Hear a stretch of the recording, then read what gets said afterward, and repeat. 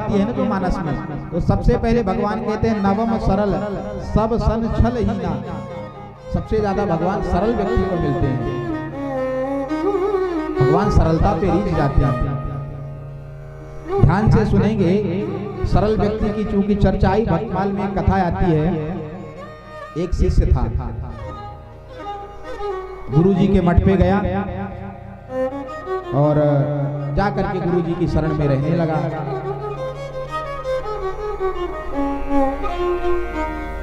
गुरु जी के यहाँ पढ़ने लगा, रहने लगा, पर सरलता की बात आई तो प्रसंग बताना जरूरी है। सरलता की बात आ गई तो भैया वो इतना सरलता, गुरु जी कुछ भी कह दे।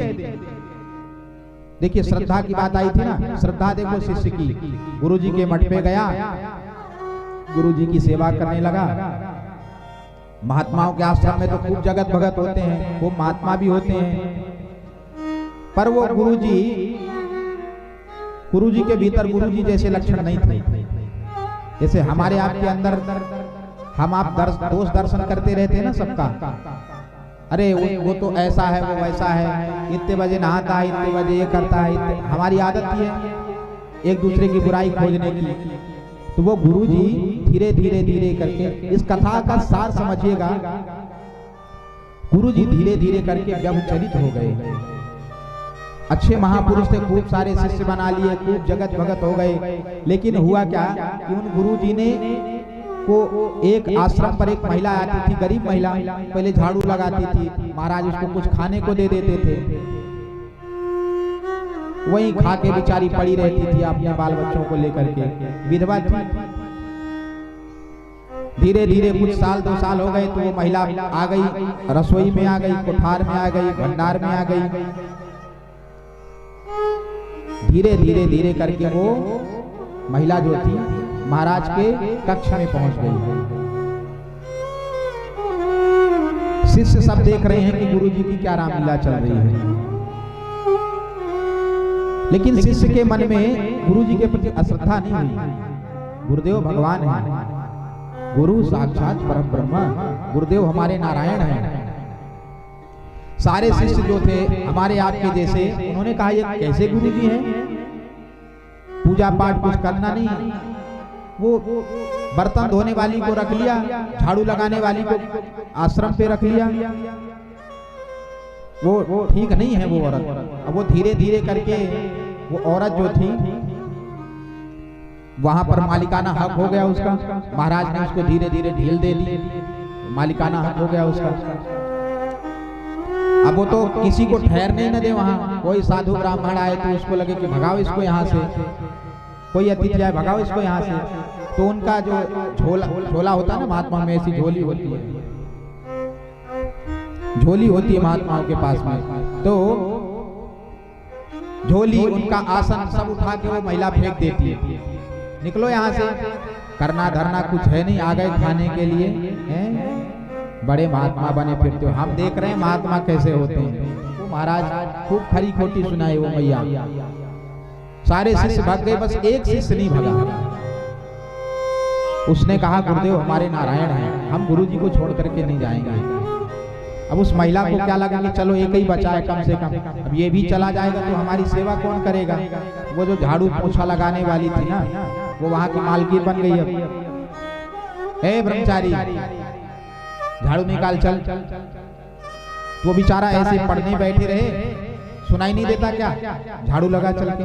हाँ भैया, वो कह सकता था कि तुम्हारे बाप के नौकर हैं क्या, हमारे आपके जैसा होता ना तो कहता गुरु जी के चेले हैं, गुरु जी ने हमको पढ़ने के लिए रखा है, यहाँ झाड़ू पोछा करने के लिए रखा नहीं है। अब तुम्हारा काम है, तुम तो लगा नहीं रहे, हमसे करा रहे हो।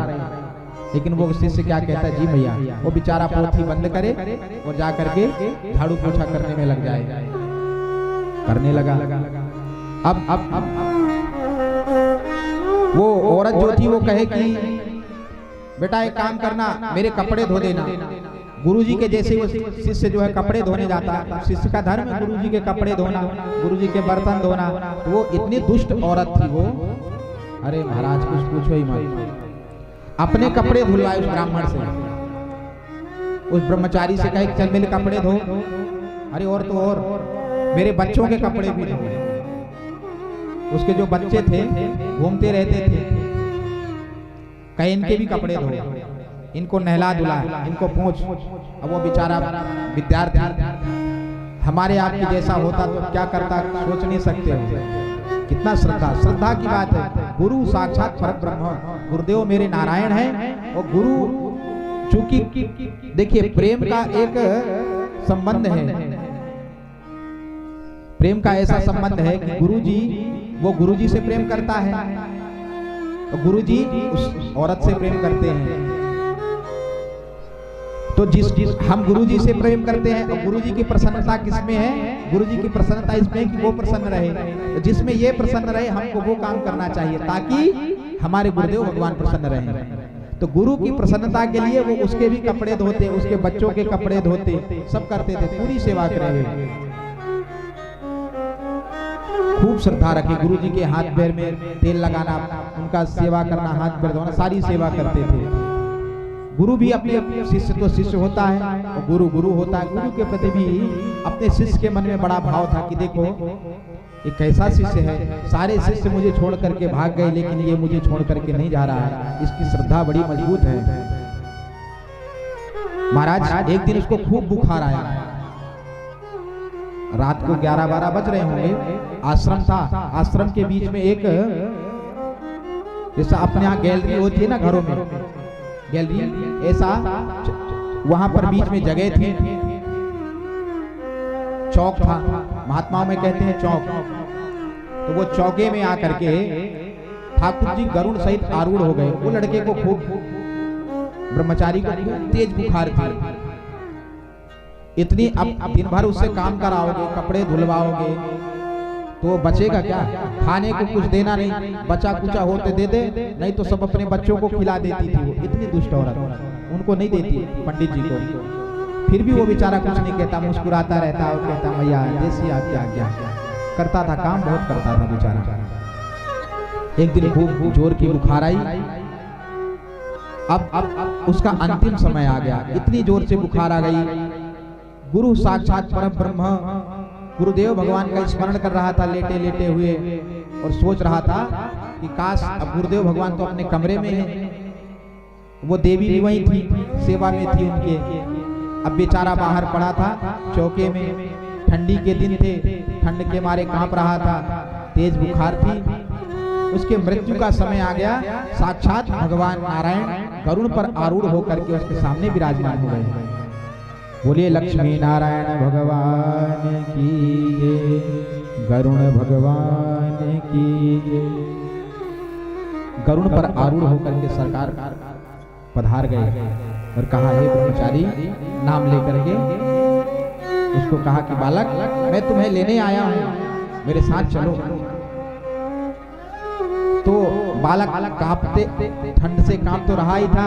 उसने कहा कि भगवान मुझे क्षमा करें, मैं इतना अस्वस्थ हूं, मैं आपको उठ करके प्रणाम भी नहीं कर सकता हूं, मुझे बहुत ज्वर है, लेकिन मुझे मरने का दुख नहीं है, शरीर तो मिला ही है मरने के लिए, आया है सो जाएगा, राजा रंग फकीर, मरना तो एक दिन है। लेकिन गुरुजी, लेकिन सरकार, हे लक्ष्मी नारायण भगवान, हे नारायण, हे प्रभु, आपसे मेरी एक ही विनती है कि यदि आप मुझे ले जाएंगे तो मेरे गुरुदेव भगवान का ध्यान कौन रखेगा, उनकी सेवा कौन करेगा, क्योंकि आप अंतर्यामी हैं, आपको सब पता है। मेरे गुरुदेव भगवान मेरे वियोग में प्राण त्याग देंगे, मैं उन्हें छोड़ करके नहीं जा सकता। अरे उसको तुम गुरु कहते हो, भगवान नारायण ने कहा उसको तुम गुरु कहते हो, कभी तुम्हारे साथ शिष्य जैसा व्यवहार किया उसने,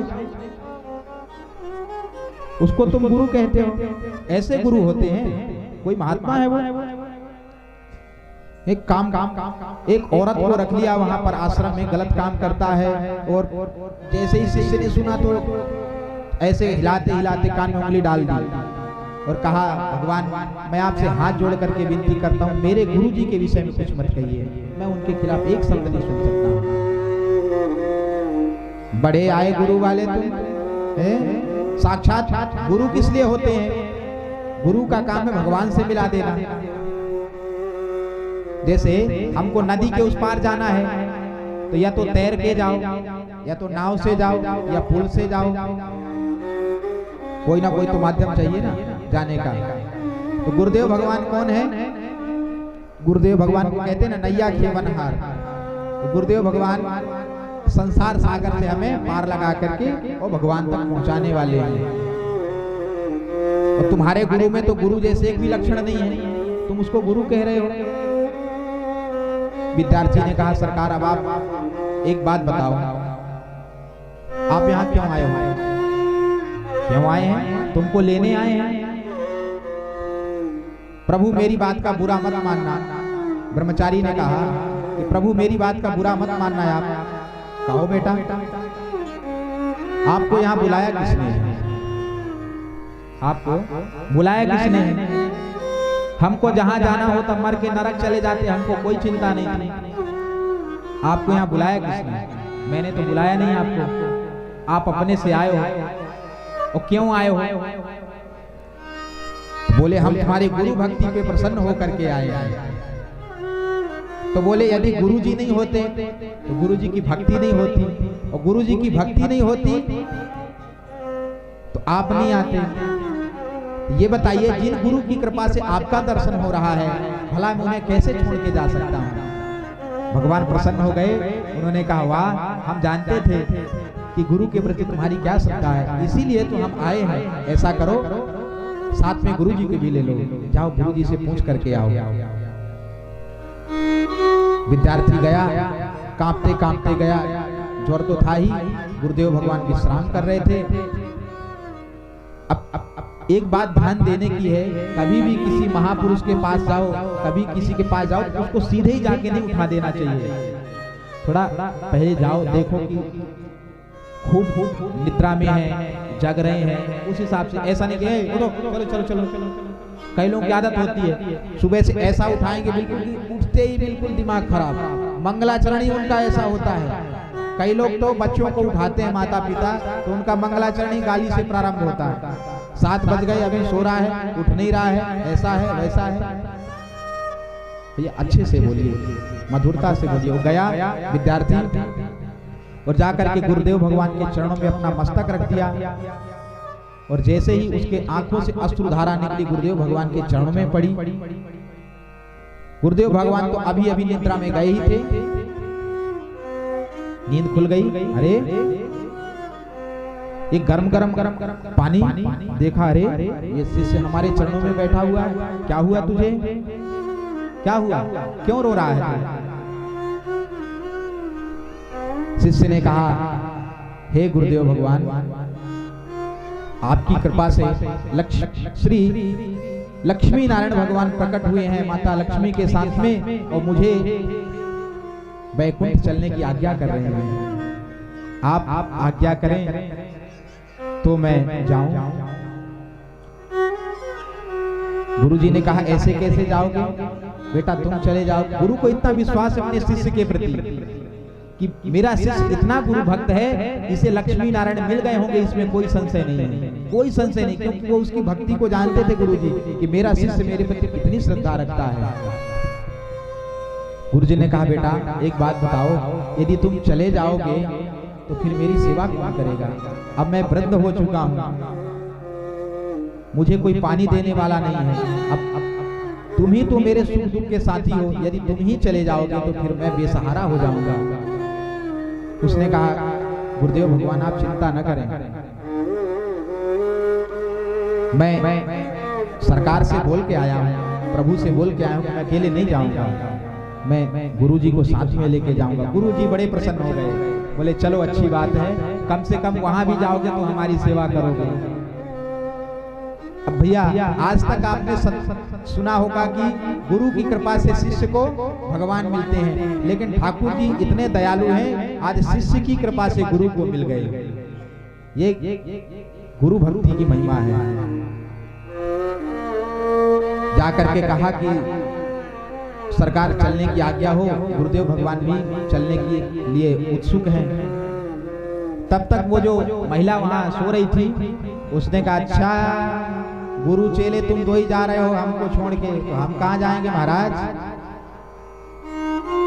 हम महात्माओं के आश्रम में रहे हैं, महात्माओं का जूठन खाया है, जूठन धोया है, महात्माओं का थोड़ा बहुत सत्संग तो सुना ही है ना, तो हमारा जीवन ऐसे ही नरक में निकल जाएगा क्या?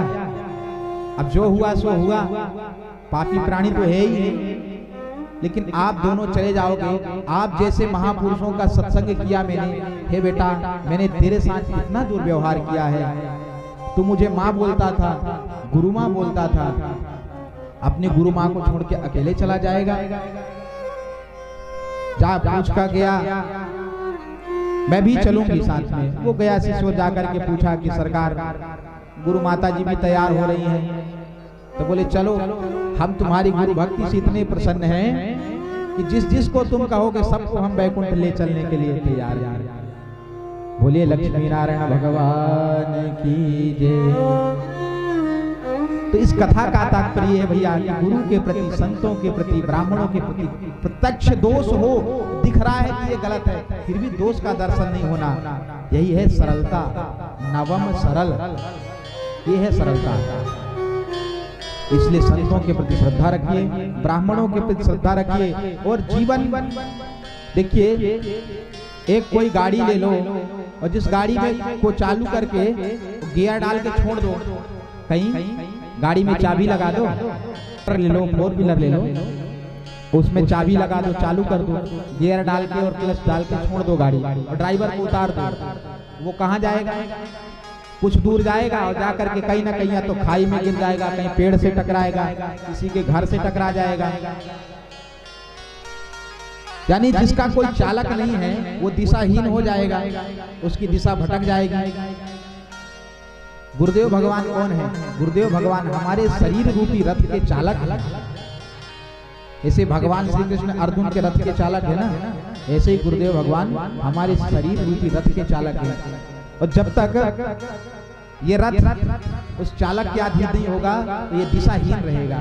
इसलिए भैया अपना शरीर रूपी रथ जो है ना, ये किसी अच्छे संत सदगुरु के हवाले कर दो, किसी के हवाले कर दो, क्योंकि गुरु बिन भवनिधि तरहि न कोई, जो बिरंच शंकर सम होई। हमारे